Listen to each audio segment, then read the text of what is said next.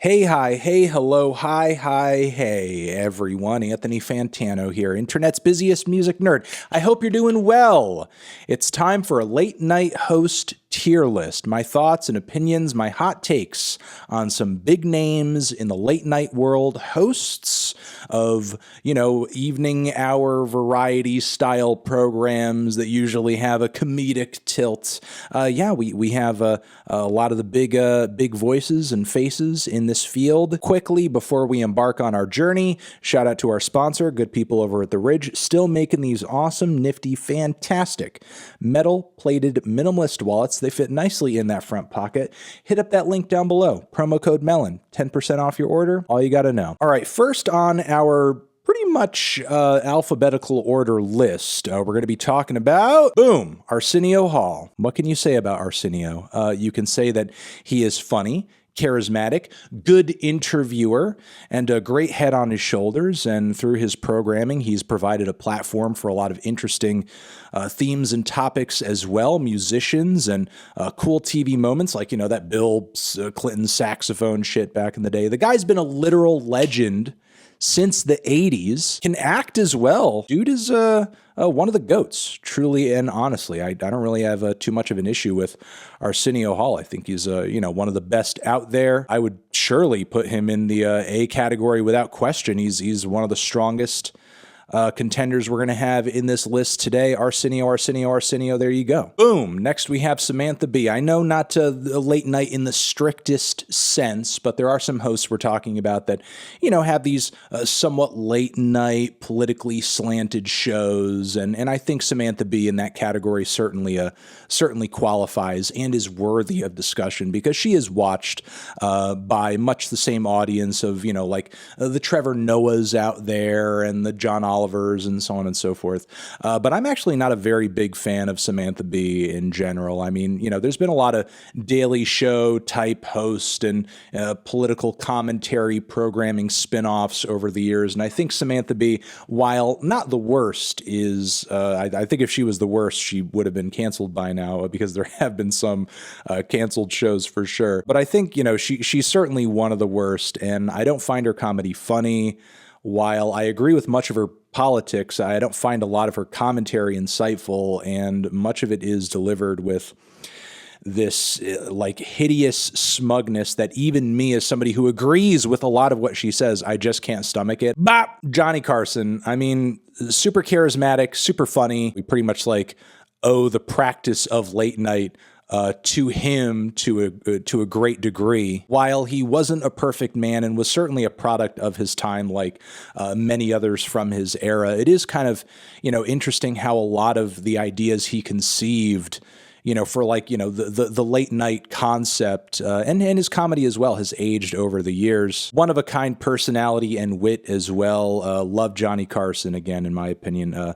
Not just one of the greats, but the greatest of the greats. You got to throw the guy in the S column. Next, it's James Corden.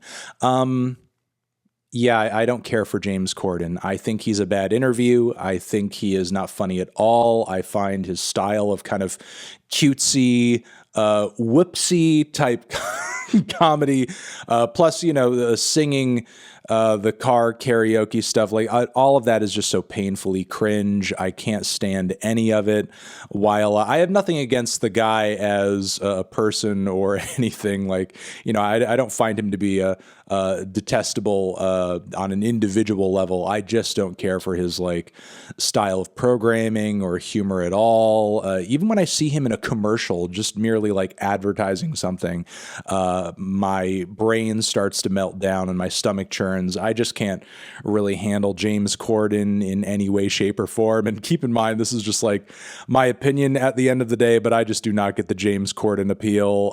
Not the worst thing in the world, but I'd probably throw him in the E column. Just not very good, in my opinion, with the James Corden. Next, we have also the legend Ed Sullivan. Ed Sullivan, in my opinion, as far as the grand scheme of talk show hosts go, he didn't stick out to me as a witty, genius in the way that a guy like Carson does. But, there is something to be said for Ed's show and his programming and the space that he helped create with his show because, through his programming, he like really standardized that idea of like the late night moment via a great comedian, a great guest, a great musical act. I mean, a lot of those early television appearances and memories that we have from the Great American Songbook, be it like, the Beatles or the Jacksons or any other hosts. I mean, I know the Beatles are from the UK, but we're talking about like, American music phenomena. When we think back to a lot of that was happening on the freaking Ed Sullivan show. Like he made and broke a lot of those bands and songs, or at least like introduced them to a massive audience that helped fuel their careers. Like for a long time, if you were a musical act and you were really trying to make it big, the Ed Sullivan show was the show that you wanted to be on. Okay, next on our list, we have another goat of sorts. We have Mr. Jimbo Fallon. I have stated my opinions on Jimmy's comedy and all that very recently with my Jimmy Fallon and Madonna video that we will link you to at the end of this one. I don't think he's funny.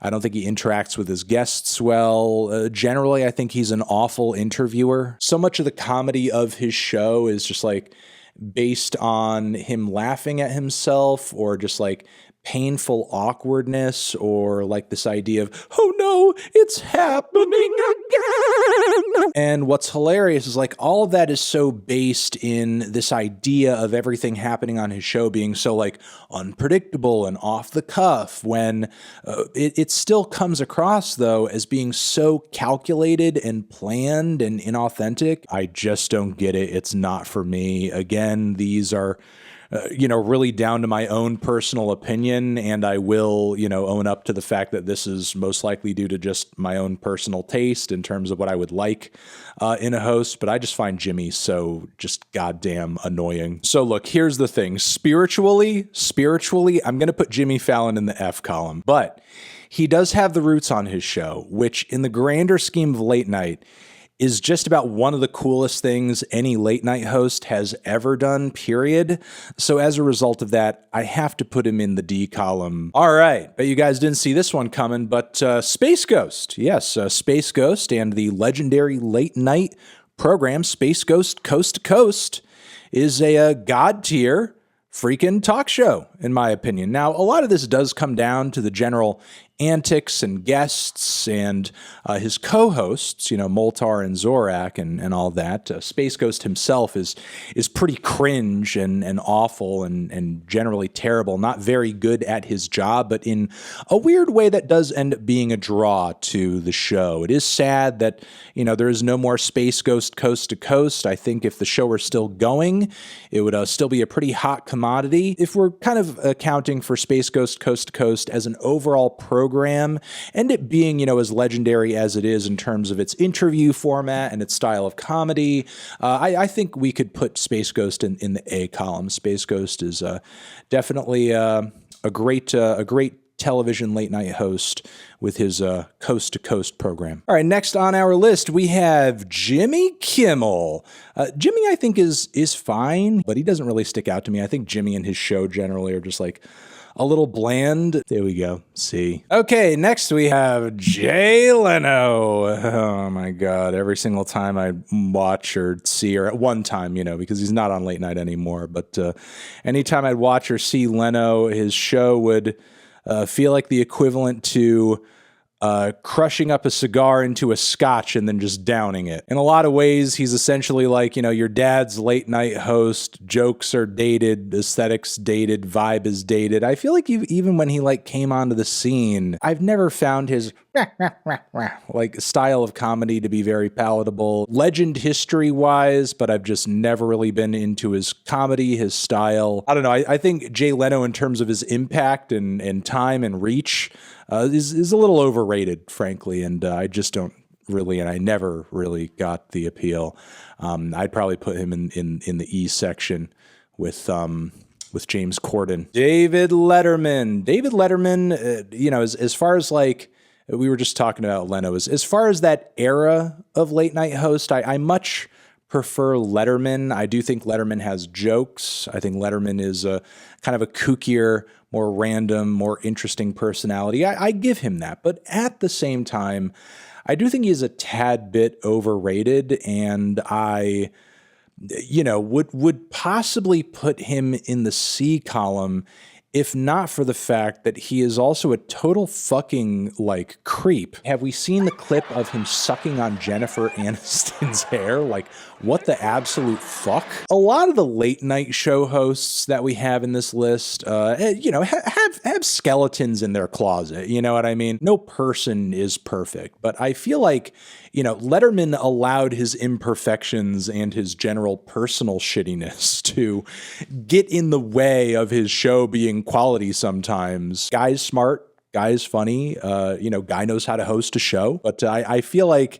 he allowed those personal flaws that we all have to, like, really fuck up his show sometimes and fuck up his legacy, honestly. Blah, blah, blah, blah, blah, blah, blah, blah, blah. We have Bill Maher here, the most annoying, smug, lib on late night, and not even really as politically principled as he would lead you to believe, even though he tries to do nothing but, like, address politics and stuff on his show. For every one of Maher's good political takes, there's about like 3 or 4 or 5 boomer ones that are just cringe as hell. And even when, he was more just like on the cutting edge back in the day, he came across like painfully smug and annoying. I'd probably put him in the E column. Boop, whoop, here we go. It's Trevor Noah, the current host of The Daily Show.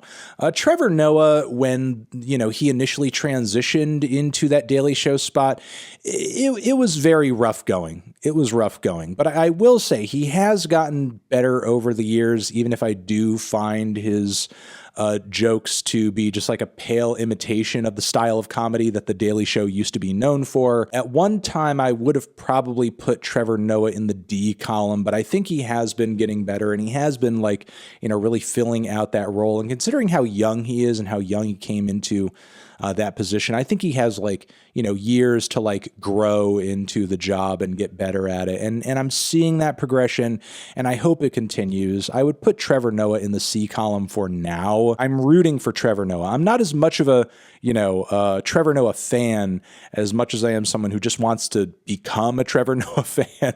So I'll leave it at that. Okay, bam. Here we have Conan O'Brien. In my opinion, one of the best. He's an example of somebody who, there's a lot on his shows that kind of felt wild and unpredictable, or, came off that way and actually felt that way too.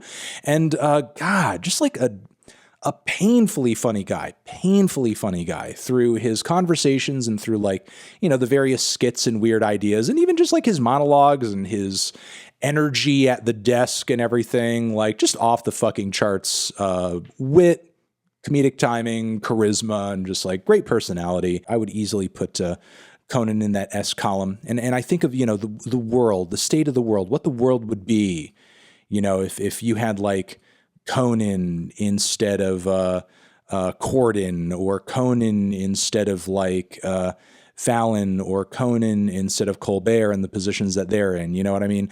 Not that I dislike, all of those guys, because I will be talking about Colbert in a second, but I really think that Conan was, deprived of a shot that he should have gotten. And, regardless of that, his ability to host, his one-of-a-kind personality, and everything else, I think, is certainly worthy of the highest praises that I can give, and greatly appreciate the guy. That's why I'm putting him in the S section. Okay, next we have Oliver, another guy who is, essentially of that Daily Show runoff. But I don't mean that entirely in a derogatory way, because I do like Oliver and I do like his show. But, sometimes I feel like I watch his show more for its research and its journalism and its political content more than I do actually just like for his jokes, because I think a lot of the jokes that he tends to run with over the years have kind of the same setup and formula, and if you've watched quite a bit of his stuff over the years, you kind of see a lot of them coming. But I still do think, he has a fun personality, if maybe it is grating to some people.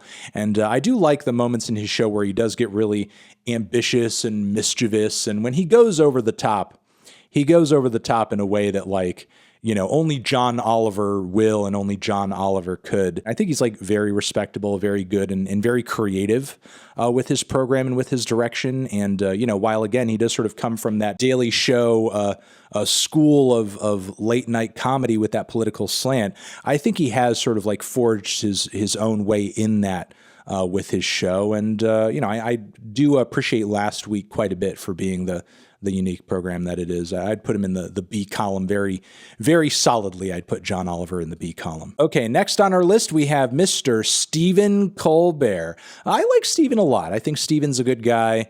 I like his show. I like his tweets, everything he did with the Colbert Report. And I was a hardcore fan of his in the midst of that show. And even love a lot of the voice work that he did over the years. Like, I'm a big Harvey Birdman fan. I even had that book that he wrote at one time in the Colbert character. So, as he was kind of doing that show and doing that character, I loved his stuff. I think his transition into more of a traditional late night format has been more or less good or fine. I think his show, where he's just more himself, has become a little bland over the years. But I still think Steven hosts a good show and is generally an all-around charismatic and funny guy. And, I would put Steven in the B column as well. I'm not crazy about his latest show, but I do still sort of like take into context everything he's done, Colbert Report included, up until this point, and, really appreciate him for the impact that he had at the time that he did, even if he's not doing his best stuff now. All right, next we have Jon Stewart. In my opinion, one of the GOATs, one of the best out there. I mean, with The Daily Show, really revolutionized that late night format. I mean, all these late night political shows and political commentary in a late night context in general, I think is completely revolutionized because of Jon Stewart. Also, when he can, uses his platform and influence for some pretty good shit. Jon Stewart, incredibly talented and influential. Great show overall as well, and hopefully he comes back very soon. I know that he's been sort of like planning a little bit of a comeback. Okay, finally that leaves us with another one of the greats contemporarily anyway. That's Eric Andre.